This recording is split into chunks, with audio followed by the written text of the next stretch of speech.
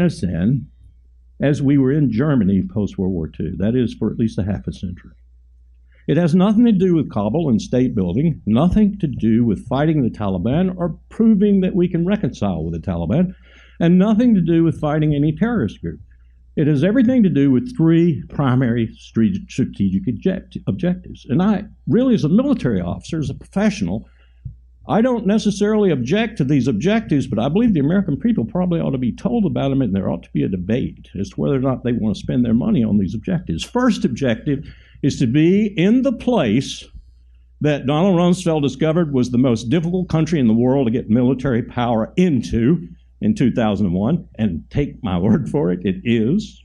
Look at it on a map and leave it there, because it is the only hard power the United States has that sits proximate to the Central Base Road Initiative of China that runs across Central Asia.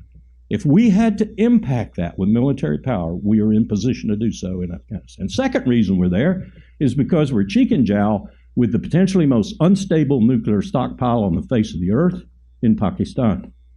We want to be able to leap on that stockpile and stabilize it if necessary. And the third reason we're there is because there are 20 million Uyghurs, and if the CIA has to mount an operation using those Uyghurs, as Erdogan has done in Turkey against Assad, there are 20,000 of them in Idlib in Syria right now.